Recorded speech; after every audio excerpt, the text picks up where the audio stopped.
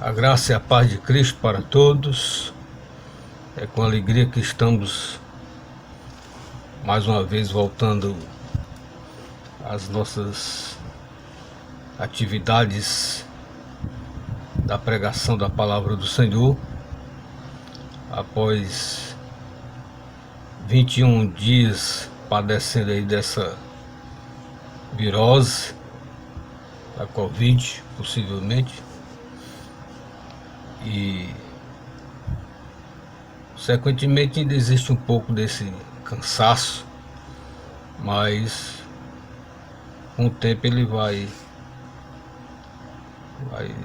desaparecendo e graças a Deus vamos recuperando a saúde de forma mais integral. Nós queremos aproveitar esse pequeno momento para refletirmos na palavra de Deus sobre a importância da igreja no crescimento espiritual do crente. A igreja é muito importante. A igreja tem suas razões de existir.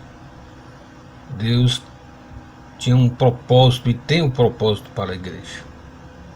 Se não for assim, Jesus não teria enfatizado que ele edificaria a sua igreja e as portas do inferno não prevaleceriam contra ela. De modo que eu observo nesse período de pandemia as estratégias utilizadas pelas instituições a nível mundial, a OMS e outras instituições, que são elas que controlam todo o sistema.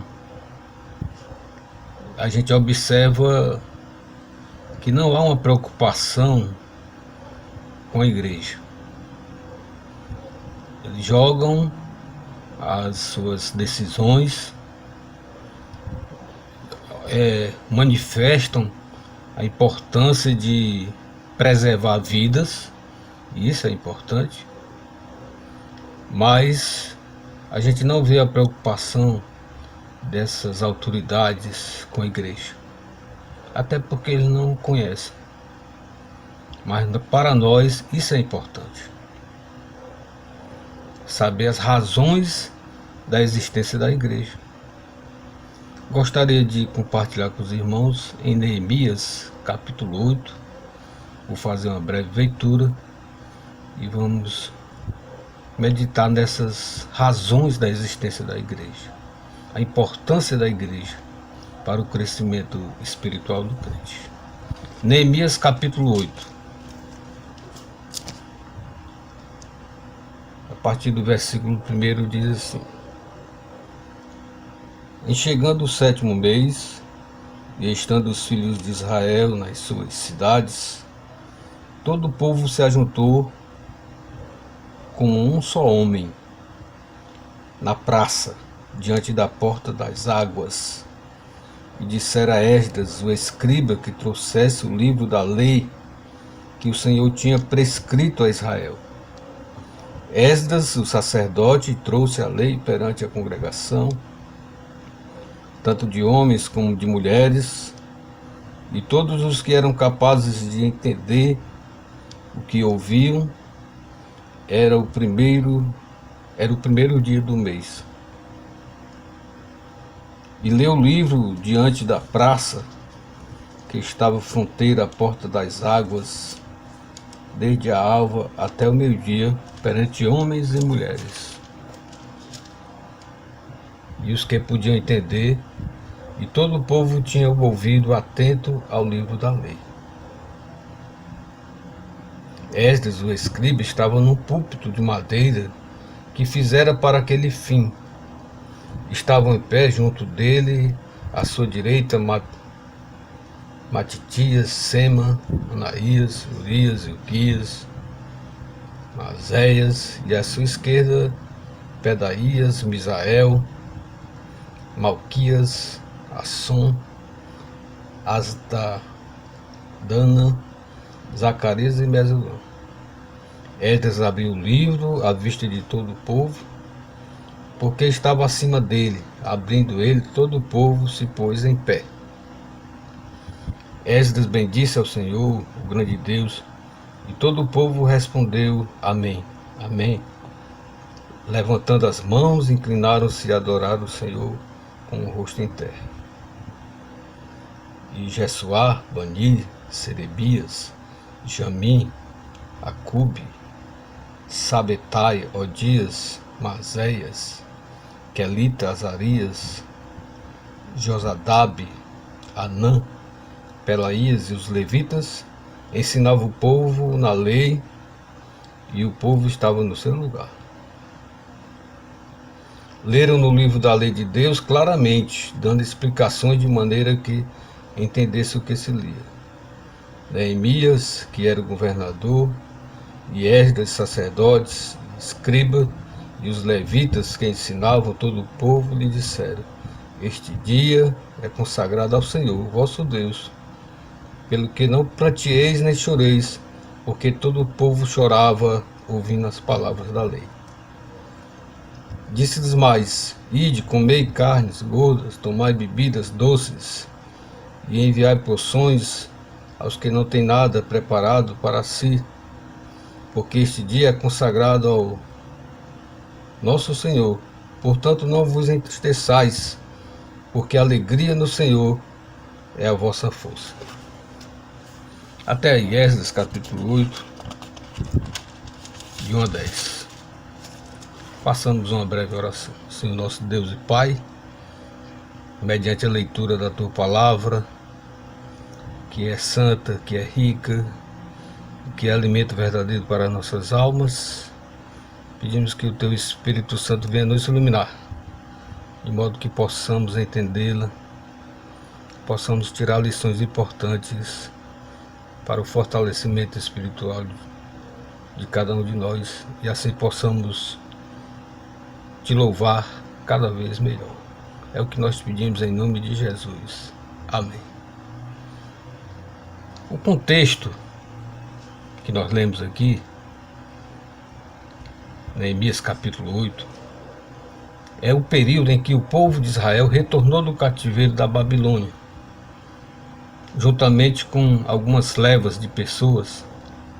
Foram pelo menos 3 viagens que foram feitas. Uma com Zorobabel, outra com Esdras, e assim depois veio mais uma leva. Quando o povo retornou, eles reconstruíram a cidade e reconstruíram também o templo. E esse momento aqui do capítulo 8 é o momento em que há a reestruturação da adoração, do culto. A cidade foi reestruturada, o templo foi reconstruído. Agora precisava o culto ser restituído, que era o que mais o povo almejava. É dentro desse contexto que eu quero tirar aqui pelo menos 3 razões da existência da igreja. Evidentemente que uma das coisas mais importantes para a igreja é a evangelização. A igreja tem como uma tarefa importante pregar a palavra de Deus às nações. Nosso Senhor Jesus Cristo, lá em Mateus capítulo 28, no finalzinho da grande comissão, ele diz: Ide por todo o mundo, pregar o evangelho a toda criatura, batizando em nome do Pai, do Filho e do Espírito Santo. Mas nós não queremos nos deter nessa atividade da igreja com relação à salvação das pessoas, à pregação do evangelho. Nós queremos falar das razões da igreja para o crente. Quais os benefícios da igreja para você que crê em Jesus, para aquele que é alcançado pela graça de Deus. E nós queremos destacar aqui pelo menos 3 razões importantes que contribuem para o crescimento espiritual do crente, e até podemos dizer são essenciais para o crente. A primeira razão que nós queremos verificar é: a igreja existe para a comunhão do povo de Deus. Aqui no texto que nós lemos, podemos observar no versículo 1: em chegando o 7º mês, e estando os filhos de Israel nas suas cidades, todo o povo se ajuntou como um só homem na praça, diante da porta das águas. A gente observa que na restituição do culto do templo, o povo foi convocado e as pessoas saíram das suas cidades, muitas às vezes até distantes, mas todos eles foram para o templo, para a porta das águas. Essa porta das águas era a entrada da cidade que dava exatamente de frente para o templo. Já foi feito, projetado para isso. Águas tem um significado importante. Águas é usada na Bíblia para purificação. Água também é usada na Bíblia para multidão. Então aquela multidão se dirigiu para o templo. A gente observa também no versículo 2 que ele diz assim: Esdras, o sacerdote, trouxe a lei perante a congregação. Essa palavra congregação, que é utilizada aqui no versículo 2, é exatamente a palavra que é também traduzida por assembleia. E foi essa palavra que deu origem à palavra igreja no Novo Testamento. A palavra grega eclésia vem exatamente de congregação. Quando a Bíblia se refere à congregação no Antigo Testamento, está se referindo àquelas pessoas que saíram de suas casas, saíram das suas propriedades, saíram do seu recanto e se dirigiram para um local específico para ali se reunirem, se congregarem. Daí a gente vê a importância da comunhão, da congregação. Lá em Atos capítulo 2, diz que o povo de Deus perseverava unânime na doutrina, na comunhão e no partir do pão. E tinham todos em comum. A igreja, ela só tem sentido se o povo se congregar. Se o povo estiver unido, deixando seus afazeres, deixando as suas coisas seculares, deixando as suas preocupações e tendo como único propósito a comunhão. Infelizmente a gente não vê essa ênfase hoje na sociedade. O que a gente vê é a sociedade se aproveitando da situação, da reclusão social, da pandemia, para enfatizarem a questão das lives, a questão dos cultos online, a questão da pessoa buscar a sua edificação em casa, cada um no seu quadrado, cada um no seu lugar. Mas essa não é a razão da igreja. Não tem sentido a igreja viver de forma isolada. A igreja, ela foi fundada, ela foi instituída pelo nosso Senhor Jesus Cristo para a comunhão dos santos, tendo esse propósito de estarmos juntos, compartilhando as nossas experiências, suportando uns aos outros. A igreja só tem sentido se nós estivermos próximos um do outro. Evidentemente que numa situação de emergência, as redes sociais servem para amenizar essa carência, mas de forma nenhuma ela substitui. Se você tem uma razão, um motivo para orar nesse período, para buscar a Deus, pedindo as coisas que nós mais precisamos.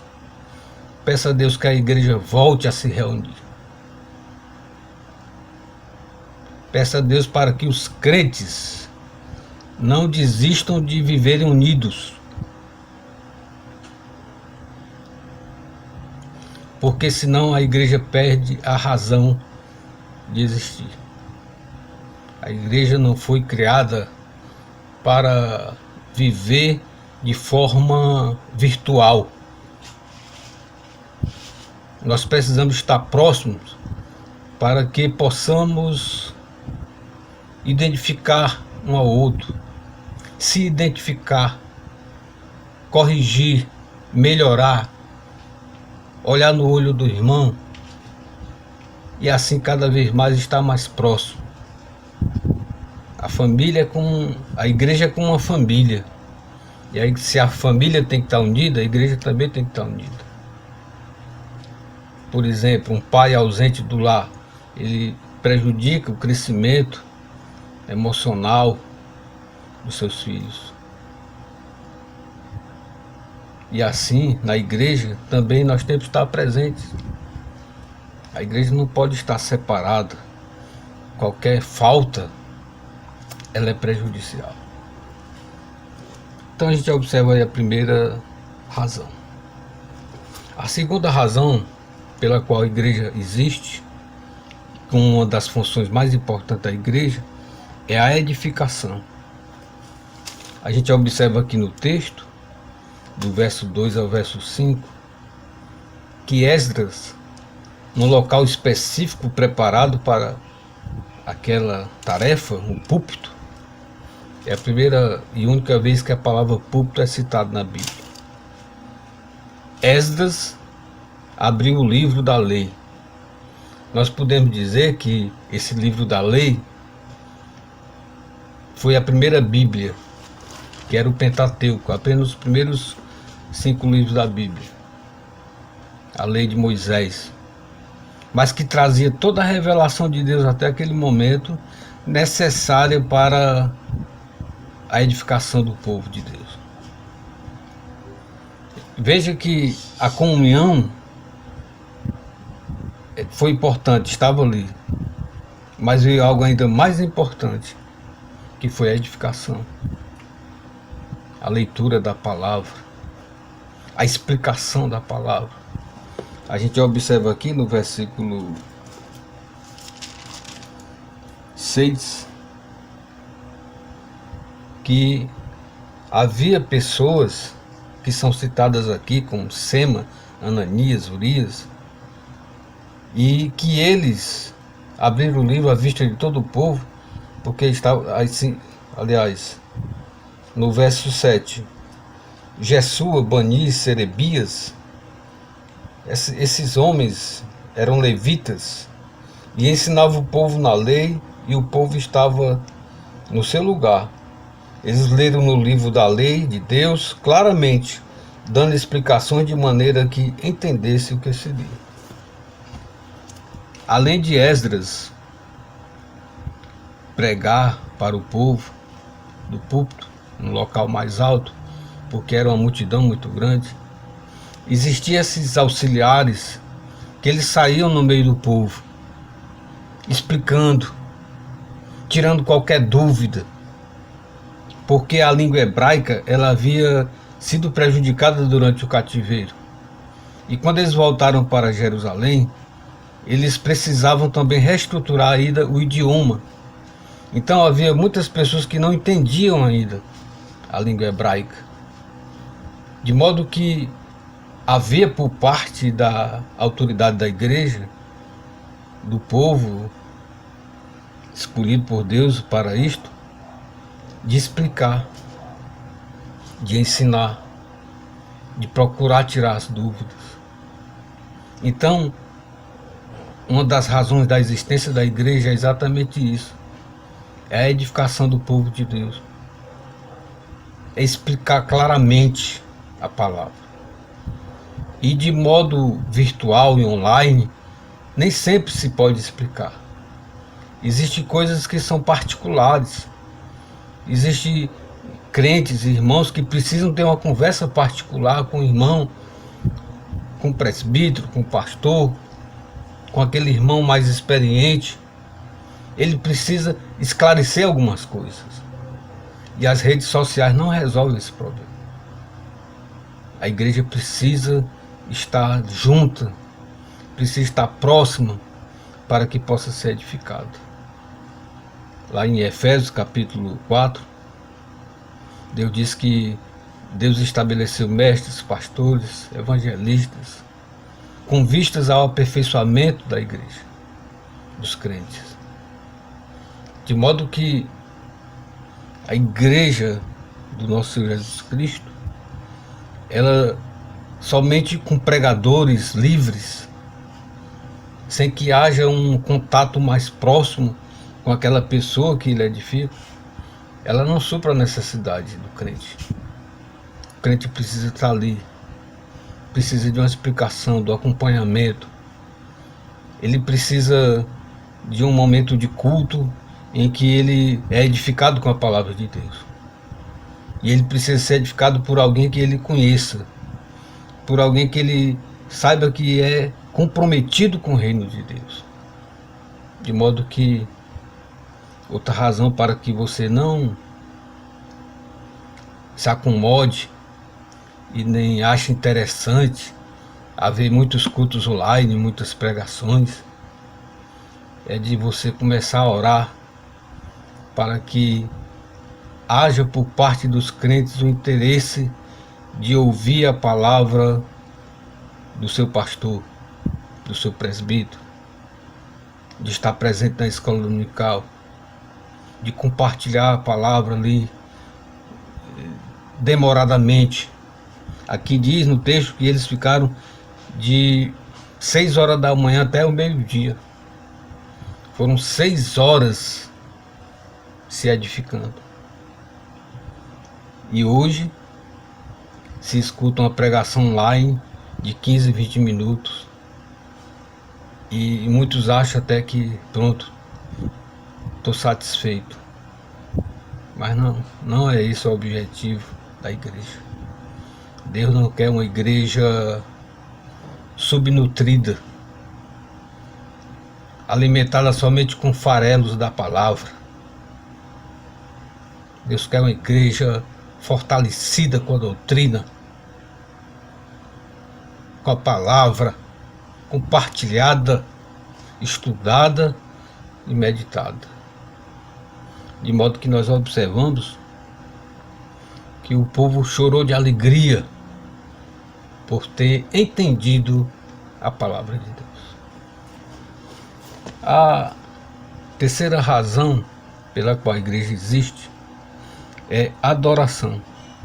A gente vê aqui nos versos 6, dizendo assim: Esdras bendisse ao Senhor, o grande Deus, e todo o povo respondeu amém, amém, levantando as mãos, inclinaram-se e adoraram o Senhor com o rosto em terra.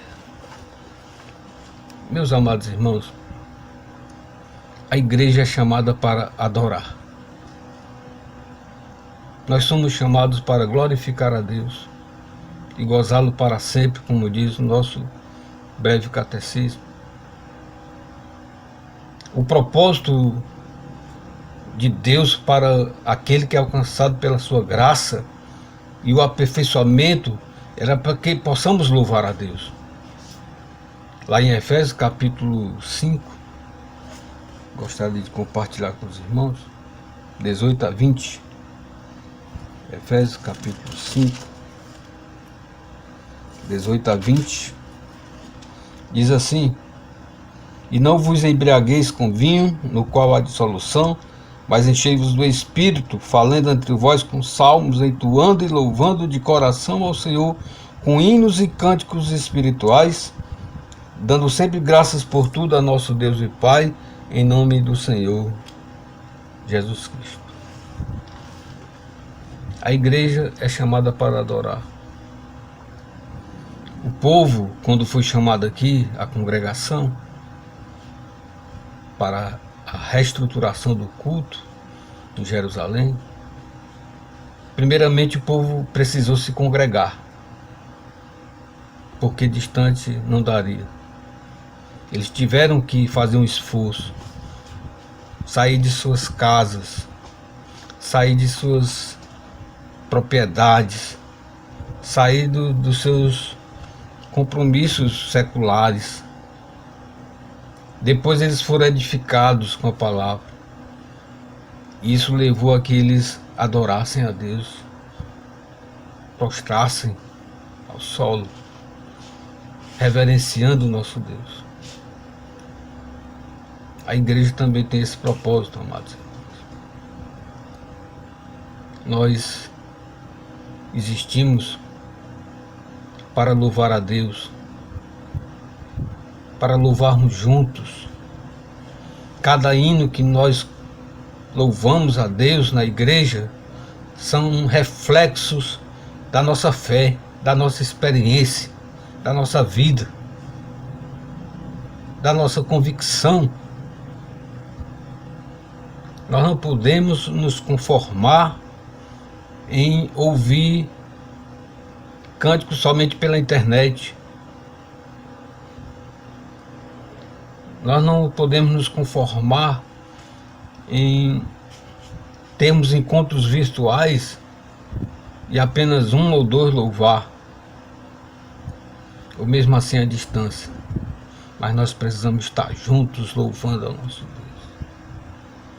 Lá no céu nós vamos estar juntos. A igreja é uma preparação para o céu.